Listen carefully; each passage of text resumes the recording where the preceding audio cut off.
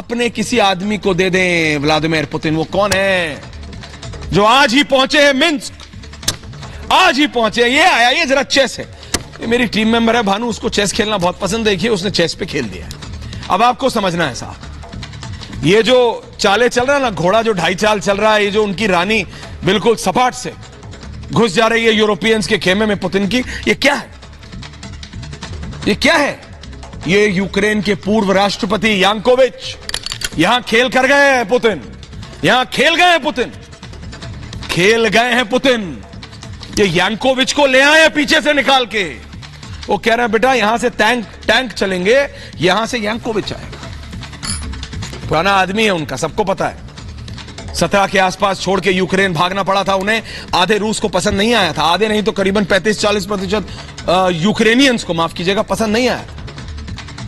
इसीलिए तो मैं कहता हूं, इसीलिए कहता हूं कि भाई साहब Vladimir Putin is a very different, वो बहुत अलग तरीके के राजनेता है। वो कहते हैं जिसकी लाठी उसकी भैंस।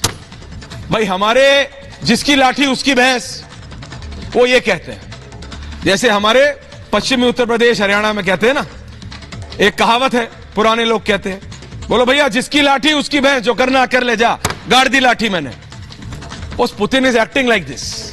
आप लोग हंस सकते हैं, मजाक बना सकते हैं, लेकिन बॉस मानसिकता यह है, गाड़ दी लाठी, लाठी गाड़ दी, जिसकी लाठी उसी की भैंस है पुतिन के लिए। और ये बहुत, मैं इससे ज्यादा आम शब्दों में समझा नहीं सकता हूं। जिसकी लाठी उसी की भैंस, पावर पॉलिटिक्स। पुतिन ने बॉस पूरा पावर कॉरिडोर बदल दिया है, पूरा पावर कॉरिडोर। आगे बढ़िए डायरेक्टर साहब। तो क्या आज परमाणु हथियारों से जैसे देश ही दुनिया पर अपनी मनमानी कर रहे हैं जिनके पास ज्यादा, आगे बढ़िए डायरेक्टर साहब, आगे बढ़िए, समझ गया, आगे बढ़ते रहिए। देखिए ये करके जो आज रूस ने किया है, जो आज रशिया ने किया है, ग्राफिक चेंज करिए डायरेक्टर साहब, हो गया। जो आज रशिया ने किया है, वो क्या किया? उन्होंने बोला बॉस तीसरा विश्व युद्ध न्यूक्लियर वॉर हो सकता है। उसने ये एक मैसेज दे दिया, मेरी लाठी मेरी भैंस, जो करना है कर लो, तुम्हें टिप्पणियां देनी है, सैंक्शन लगाने हैं, जो करना है कर लो, मेरे साथ चाइना है, इंडिया शांत बैठा है, I will handle you, I will handle you. कल तक जब मेजर जनरल दयाल थे, हम बात कर रहे थे सर न्यूक्लियर वॉर का, वो कह रहे थे हो सकता है भाई, आज तो खुले में कह दिया उन्होंने, खुले में कह दिया। लेकिन इससे पूरी पावर डायनामिक्स बदल जाती है। डायरेक्टर साहब जरा वो ग्राफिक चला दीजिए। पूरी पावर डायनामिक्स पूरी दुनिया की बदल जाती है। ये समझिए, ये आपातकाल की स्थिति है दोस्तों, नए समीकरण बन रहे हैं, ये समझने की जरूरत है। यूक्रेन जो कभी अमेरिका को दुश्मन मानता था, वो आज अमेरिका को अपना प्रिय मित्र, बचपन का दोस्त कहते हैं ना, वो माना है। यूक्रेन को यूरोपियन यूनियन में शामिल होने की कवायद चल रही है, जारी है, प्रोसेस हो चुका है, दोनों गुट मान चुके हैं। देश भी कभी ये लोग भी सोचने मजबूर थे आखिर इसकी वजह क्या हो। इसकी वजह दुनिया पर मंडराता परमाणु बम का खतरा है, जो आप और हम सिर्फ पिक्चरों में देखते हैं, वो रियलिटी बन गई है। इतनी टेंस हो गई है सिचुएशन। आपको दिखाते हैं कि कैसे परमाणु हमले के डर से अलग अलग देशों ने अपनी नीतियों को बदलना शुरू कर दिया है। वो ग्राफिक लाइए डायरेक्टर। जापान के पूर्व प्रधानमंत्री शिंजो आबे कह रहे हैं, शिंजो आबे क्या कह रहे हैं?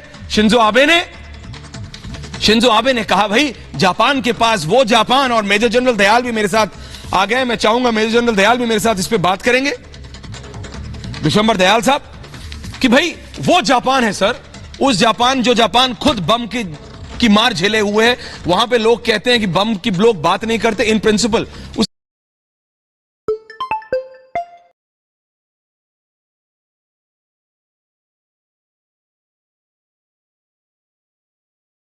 न्यूक्लियर वॉर, न्यूक्लियर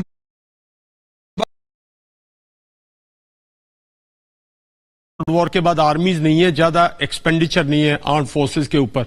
और जबकि सेकेंड वर्ल्ड वॉर जर्मनी ने लड़ी थी, उसकी बहुत कैपेबिलिटी है। जर्मनी और इटली की जो आर्म फोर्सेस हैं वो बहुत कैपेबल है। आके रोमन एम्पायर थी ना ये जी, वो तो एक टाइम पे।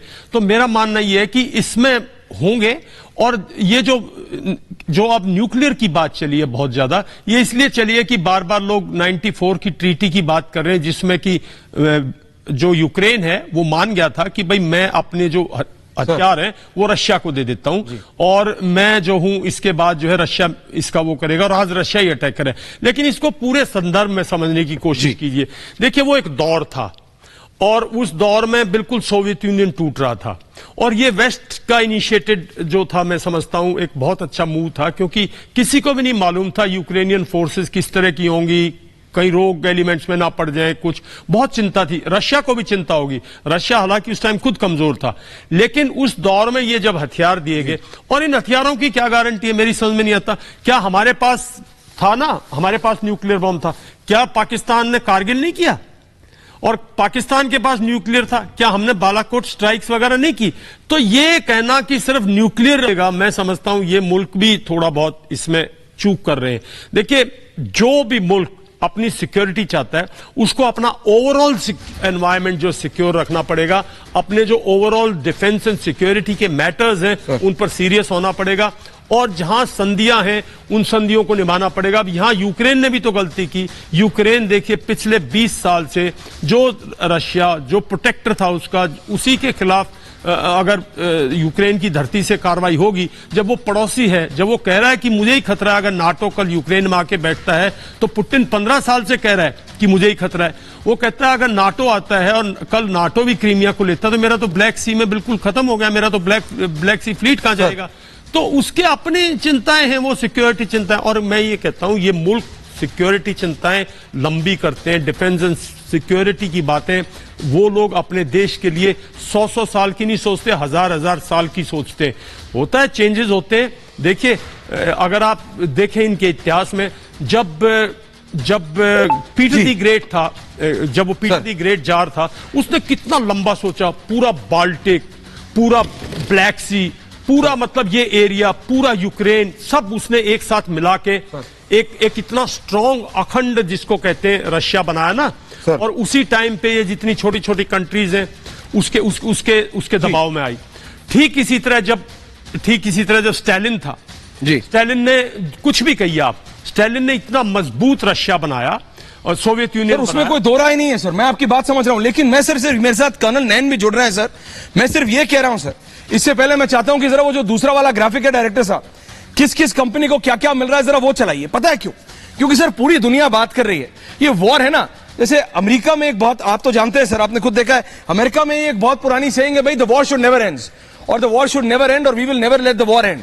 एक अभी 6 महीने पहले, 8 महीने पहले अमेरिका अफगानिस्तान से निकला है संपूर्ण तरीके से, और आज हम देख रहे हैं बॉस कि ये रूस वर्सेस यूक्रेन शुरू हो गया है। तबाही की ये तमाम तस्वीरें एक तरफ है, लेकिन इस पूरे मामले का दूसरा पहलू भी है, और ये आपको जानना जरूरी है दर्शकों। यूक्रेन के साथ ये युद्ध छिड़ने से कुछ लोगों को फायदा भी हो रहा है, और ये कौन लोग हैं? हथियार बनाने वाली कंपनियों और पश्चिमी देशों के लिए एक मौका है, ये आप सोच सकते हैं, क्योंकि जब जंग होती है ना तो हथियारों की बिक्री बेतहाशा होती है।